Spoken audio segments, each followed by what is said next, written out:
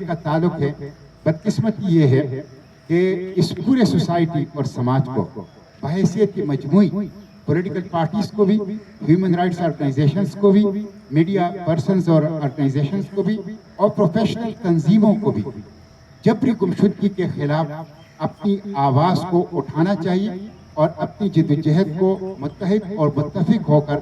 آگے بڑھانا چاہیے، اس لیے کہ جبری گمشدگی سب کے لیے خطرہ ہے۔ جبری گمشدگی کے نتیجے میں ایک ایسا ٹولہ قوم کے اوپر مسلط ہو جاتا ہے کہ جو غاصب ہوتا ہے، جو قبضہ گیر ہوتا ہے، جو حق حکمرانی کے اوپر بھی قبضہ کرتا ہے، معیشت اور عوام کی دولت کے اوپر بھی قبضہ کرتا ہے، اور جو بدترین قسم کے استحصال کے ذریعے سے سماج، سوسائٹی اور عوام کا خون نچوڑتا ہے، اور جو قوم کا اور ملک کا، ریاست کا مستقبل وہ تاریک کر دیتا ہے۔ اس لیے یہ ایک سنگین تھریٹ ہوتا ہے، ایک شدید خطرہ ہوتا ہے معاشرے کے لیے، سماج کے لیے، نظام کے لیے، جمہوریت کے لیے، دستوریت کے لیے، اور خود ریاست کے مستقبل کے لیے۔ تو اس کے خلاف سب کو جدوجہد کرنی چاہیے، جس میں پولیٹیکل پارٹیز ہیں، جس میں ہیومن رائٹس آرگنائزیشنز ہیں، جس میں میڈیا کی آرگنائزیشن ہیں، اور جس میں باقی پروفیشنل تنظیمیں ہیں، خواہ وہ ٹریڈ ایسوسیشن ہو، خواہ وہ بار ایسوسیشن ہو، خواہ وہ اسٹوڈنٹس یونین ہو، ان سب کو اپنا کردار ادا کرنا چاہیے۔ لیکن یہ ہماری بدقسمتی ہے کہ یہاں سے جبری گمشدگی بالخصوص گزشتہ 20 سال وہ ختم نہیں ہوئی۔ ہمارے ساتھ اس مجلس کے اندر آمنہ مسعود جنجوعہ صاحبہ تشریف رکھتی ہیں، اور وہ اس جبری گمشدگی کی ایک تصویر بھی ہے، جو اس جبری گمشدگی کی مظلومیت کی تصویر ہے، اور اس جبری گمشدگی کے خلاف جدوجہد کی بھی ایک تصویر ہے، ایک رمز ہے، ایک علامت ہے، ایک سمبل ہے، ایک استعارہ ہے، کہ جن کے شوہر وہ گزشتہ 20 سال کا عرصہ کراس کر چکے ہیں کہ وہ جبری طور پر لاپتہ ہے، گمشدہ ہے۔ نہ صرف وہ بلکہ ان کے ساتھ دوسرے ساتھی بھی، اور دکھ اور افسوس یہ ہے 20 سال ایک نسل جن کی زندگی ہوتی ہے، لیکن ان 20 سالوں حکومتیں آئیں، مختلف حکومتیں آئیں، جن کے منشور کے اندر یہ چیز لکھی ہوئی ہے، مختلف پولیٹیکل پارٹیز پاور کے اندر آئی، مختلف چیف جسٹس آئے اور چلے گئے، جبری گمشدگی افراد کی بازیابی کے لیے کمیشن بن گئے، لیکن ان سب کے باوجود جبری گمشدگی کا مسئلہ حل نہیں ہوا۔ ابھی حال ہی میں جو ابتدائی اعداد و شمار آئے ہیں، 10,000 سے زائد لوگ اس وقت رجسٹرڈ وہ جبری طور پر گمشدہ ہیں، اور جن کے لیے حکومت کے پاس، حکومت کے اداروں اور ریاستی اداروں کے پاس انصاف کی درخواست جو ہیں وہ پہنچ چکی ہے۔ میں گزشتہ دنوں مولانا خان زیب شہید کی شہادت کے بعد جب فاتحہ خوانی کے لیے گیا تھا، تو واپسی پہ جب میں باجوڑ سے آ رہا تھا تو ممند اور پشاور کے بارڈر کے اوپر کافی عرصے سے ایک بزرگ مجھ سے جبری گمشدگی جو ان کے ایک ہی بیٹھا ہے، ان کی بازیابی کے لیے رابطہ کرتا تھا، اور ان کی خواہش تھی کہ میں ملاقات کروں۔ تو میں چونکہ وہاں گیا تھا، واپسی پہ ان کے گاؤں سے میں نے گزرنا تھا، اس لیے میں ملاقات کے لیے ان کے پاس حاضر ہوا، اور میں اس مجلس کو بتاتا ہوں کہ ان کا بیٹا، ایک ہی بیٹا، آپ اس درد کا احساس کر سکتے ہیں، ایک ہی بیٹا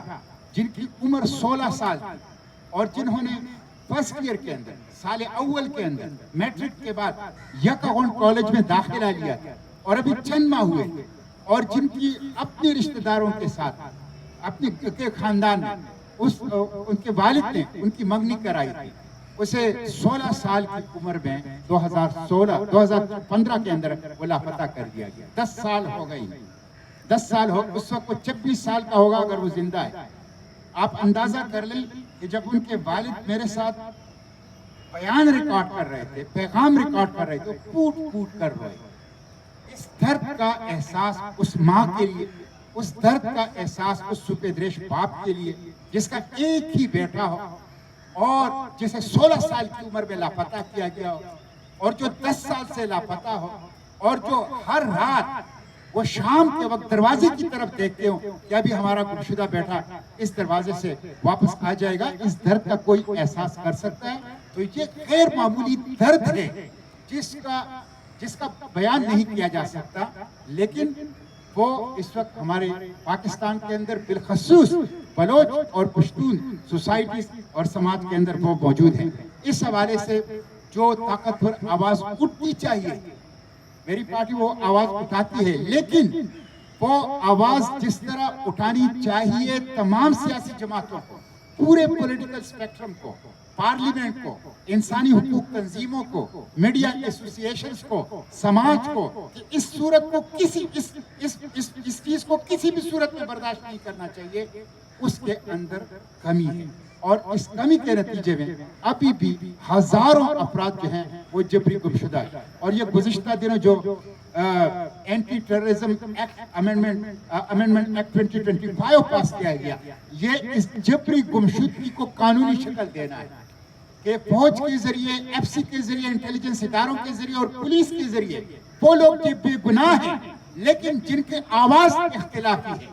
جو جبر کو برداشت نہیں کر سکتے، جو اپنے حق کی بات کرتے ہیں، اپنے وسائل کی بات کرتے ہیں، اپنی دستوری حقوق کی بات کرتے ہیں، جو کسی بھی صورت میں کمپرومائز کے لیے تیار نہیں ہوتے اپنے حقوق کے اوپر، ان کو اٹھایا جائے اور جبری طور پر ان کا گلا گھونٹا جائے اور ان کو خاموش کیا جائے۔ تو یہ اسی مقصد کے لیے کہ اس جبری گمشدگی کو قانون کے لاقانونیت کی آڑ میں اسے قانون کے دائرے کے اندر لائے جائے۔ تو میں سمجھتا ہوں جبری گمشدگی ایک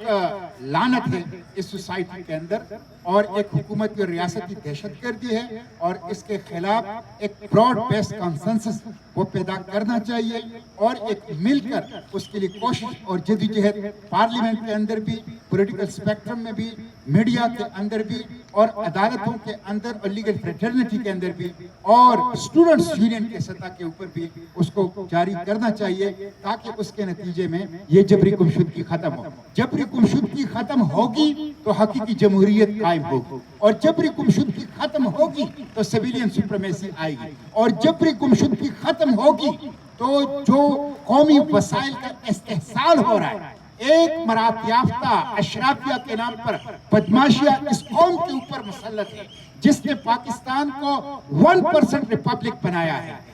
سامراج اور استعمار کا غلام بنایا ہے، ہماری سرزمین کو میدان جنگ اور ہمارے نوجوانوں کو اس جنگ کا ایندھن بنایا ہے۔ یہ جو شیطانی چکر ہے، اس سے ہم اس صورت میں نکلیں گے جب جبری گمشدگی ختم ہو۔